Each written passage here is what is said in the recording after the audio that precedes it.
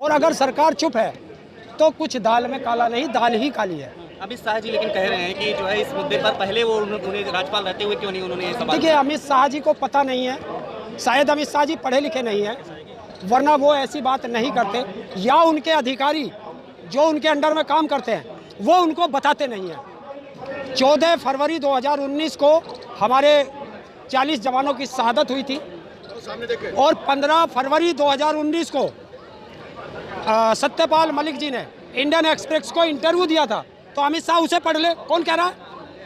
वो तो जब गोवा के मुख्यमंत्री थे वो तब भी बोल रहे थे, वो जब मेघालय के मुख्यमंत्री थे, वो राज्यपाल थे, वो तब भी बोल रहे थे, तो वो कभी चुप नहीं रहे, वो हर मुद्दे पर बोलते थे क्योंकि उनका इस्तीफा उनकी जेब में रहता था। चुप रहने को लिए ही तो कहा था, चुप रहने का मतलब क्या आप लोग निकाल रहे हैं? देखिए, जब देश का प्रधानमंत्री सेना की शहादत पर ये कहे गवर्नर से कि आप चुप रहे, ये दूसरा मामला है, तो देश की जनता यही पूछ रही है कि हमारे शहादत पे, जवानों की शहादत पे ये दूसरा क्या मामला है, वो बता दे प्रधानमंत्री। तो सीबीआई नोटिस क्यों भेजा गया है, क्या लगता है? सीबीआई नोटिस, वो नोटिस नहीं भेजा।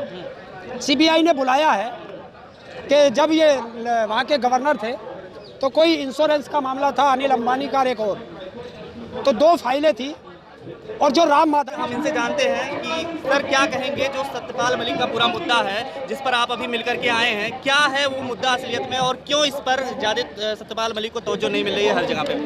देखिए, जब मीडिया अपना काम भूल जाए तो देश को धक्के खाने पड़ते हैं, और हमारे देश का मीडिया चाटुकार मीडिया हो गया और देश की जनता तक देश के जो मुद्दे हैं उनको नहीं जाने दे रहा, तो ये हमारे देश का दुर्भाग्य है। सत्यपाल मलिक जी ने जो कहा, सरकार को उनका जवाब देना चाहिए और देश के प्रधानमंत्री को सीधा आकर के बताना चाहिए कि जो उन्होंने कहा है कि हमारी सेना को 5 हवाई जहाज़ों की आवश्यकता थी, क्यों नहीं दिए गए?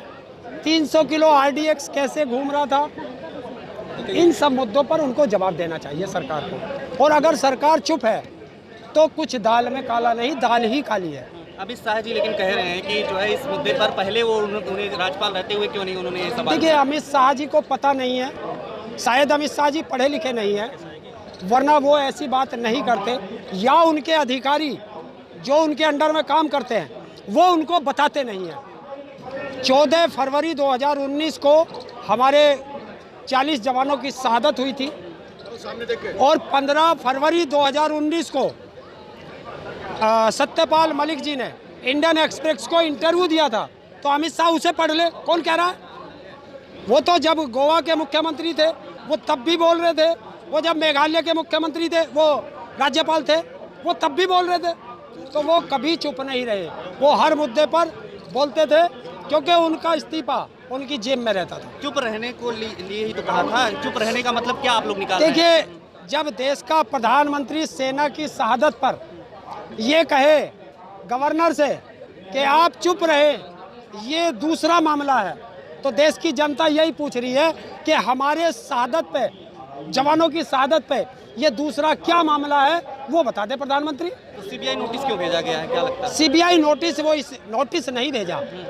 सीबीआई ने बुलाया है कि जब ये वहाँ के गवर्नर थे तो कोई इंश्योरेंस का मामला था, अनिल अंबानी का, एक और, तो 2 फाइलें थी, और जो राम माधव है इसने कहा था कि इसमें 150 करोड़ रुपए का मामला है, RSS के जो राम माधव, हाँ वो मामला है, तो इन्होंने वो बताया था, तो सीबीआई ये पूछ रही है कि उस पर बताओ, मतलब गवाह से पूछ रही है, चोर से नहीं पूछ रही, यही तो देश जानना चाहता है। मलिक जी कह रहे हैं प्रधानमंत्री ने उस वक्त सपोर्ट किया था इस मुद्दे पर उनका, जब उन्होंने कहा था कि वो रिश्वत नहीं लेने से मना कर दी। नहीं, वो रिश्वत ले ही नहीं सकते, वो ईमानदार व्यक्ति हैं सत्यपाल मलिक जी, लेकिन जब उन्होंने कहा है तो ये पूछताछ अनिल अंबानी से, एक वो रूबरू क्या नाम है वो, और राम माधव से पता करें, उनसे तो पूछताछ है नहीं सत्यपाल मलिक जी को, क्योंकि सत्यपाल मलिक जी ने सीधा आरोप प्रधानमंत्री पर लगाया है, इसलिए प्रधानमंत्री नहीं चाहते कि कोई उनके खिलाफ बोले, और जो उनके खिलाफ बोलेगा प्रधानमंत्री जी के वही 3 हथियार, ईडी, सीबीआई, इनकम टैक्स, उसे भेज देते हैं। तो ये ईडी और सीबीआई से डरा रहे हैं, वो डरने वाला नहीं है, ना डरा है ना डरेंगे, और जब तक जिएंगे लड़ते हुए जिएंगे। हाँ, पंचायत और आप लोगों को जिस दिन बुलाया था उस दिन थाने में क्या हुआ था आप लोगों के साथ? थाने में ये पुलिस था, ने कह दिया था ना कि ये तो हम लोगों ने नहीं गिरफ्तार किया था, हिरासत में लिया था। देखिए अगर हिरासत में नहीं लिया तो उस पार्क से पुलिस की गाड़ियों में हमें बैठा करके क्यों ले गए? पुलिस की गाड़ियों में तभी तो बैठाओगे जब तुम हमें हिरासत में लोगे। हमारे टेंट क्यों उखाड़े, कुर्सियाँ क्यों ले गए, और फिर हम थाने में क्यों गए? किसी को अच्छा लगता है थाने में जाना? और एक थाने में ले जाते, 6-7 थानों में ले गए अलग अलग।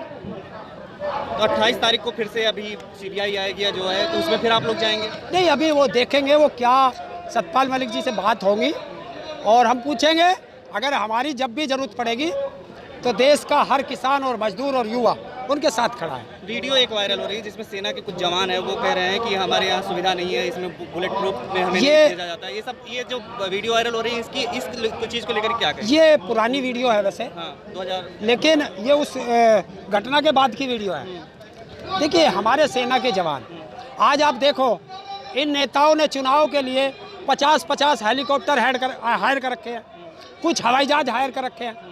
मतलब देश का बेवकूफ़ बनाने वाले हवाई जहाज में चलेंगे और देश की रक्षा करने वाले जान जोखिम में डाल करके खुली गाड़ियों में चलेंगे। तो यही देश पूछना चाहता है। कुछ लोग कह रहे हैं इस मुद्दे पर हम लोग इसलिए डिबेट नहीं कर रहे हैं एंकर लोग, क्योंकि ये जो है मुद्दा सिर्फ आरोप लगाया गया, आरोपों पर वो डिबेट नहीं करते हैं। आपको लगता है इसकी सत्यता है? देखिए अमित शाह ने क्या कहा, अमित शाह ने भी तो यही कहा। अभी कोई और बोल जाओ, ये इसलिए नहीं बोल रहे जिसकी आप बात कर रहे हो क्योंकि वो पापा की परी है, और उसके पापा के खिलाफ कोई बोलेगा तो वो तो बिल आ जाएगी। सबूत चाहिए, सेना पे सबूत मांग रहे हो। आज बताओ ना गद्दार कौन है?